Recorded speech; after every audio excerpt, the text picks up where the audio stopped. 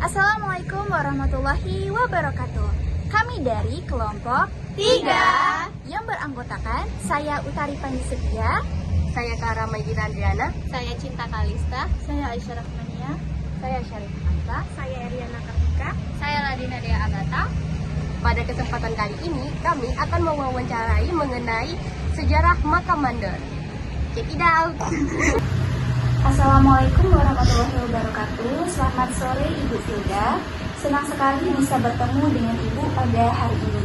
Terima kasih sudah bersedia meluangkan waktu untuk berbincang dengan kami.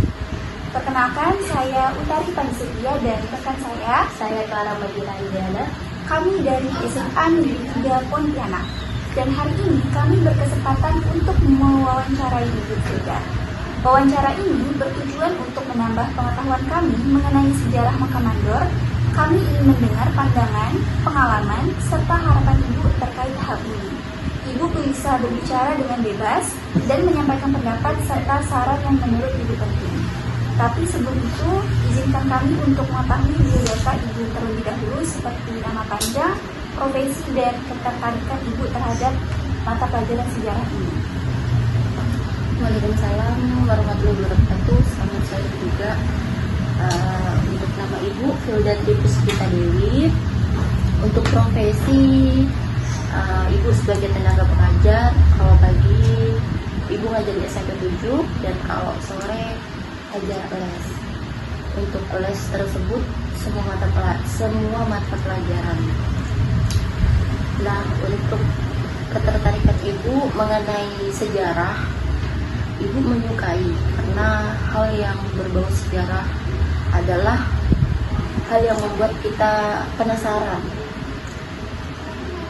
Baiklah, kita akan masuk ke sesi pertanyaan mengenai sejarah makam Mandor.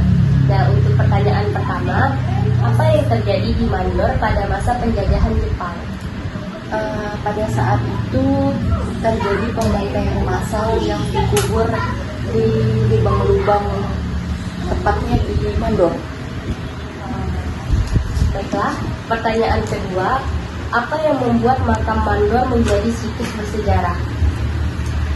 Karena tempat tersebut meninggalkan sejarah tentang pembunuhan secara massal yang dilakukan oleh penjajahan Jepang, dan di tempat tersebut adalah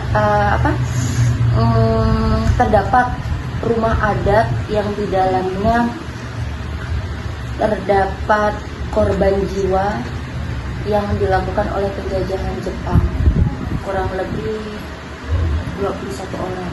Ya. Selanjutnya, kapan peristiwa pembantaian di Mandor terjadi? Sekitar tahun 1943 sampai 1944. Kemudian, kapan makam Mandor mulai dijadikan tempat peringatan sejarah? Setelah Indonesia merdeka, tepatnya pada tahun 1970-an, dan setelah itu terjadilah pembangunan monumen yang bertujuan untuk memperingati peristiwa tersebut. Untuk pertanyaan selanjutnya, siapa saja yang menjadi korban dalam peristiwa Mandor tersebut?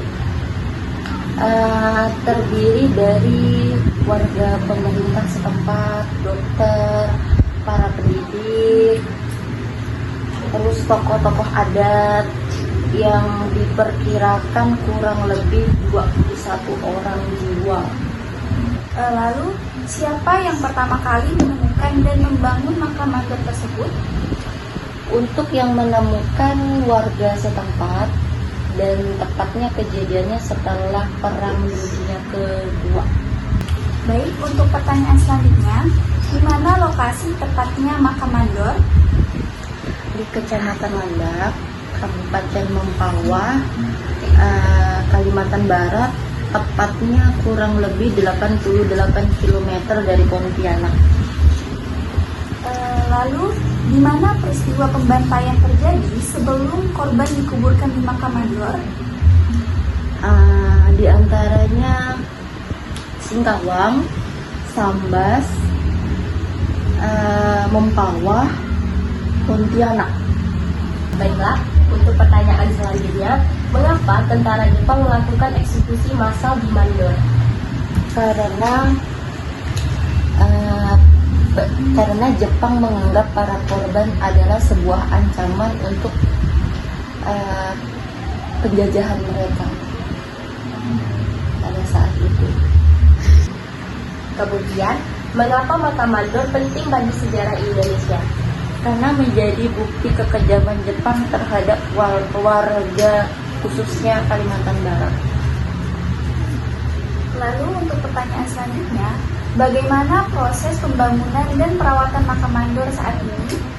Pembangunan dilakukan secara berkala dengan salah satu merenovasi sebagian monumen agar tampak lebih bersih, lebih mudah untuk kita berkunjung dan mempercantik supaya tetap pembangunannya tetap menjadi kokoh dan terawat. Dan untuk pertanyaan terakhir, bagaimana cara masyarakat mengenang dan memperingati peristiwa di Mandor? Melalui salah satunya upacara adat yang dilakukan setiap tanggal 28 Juni yang disebut dengan berkabungnya daerah Kalimantan Barat.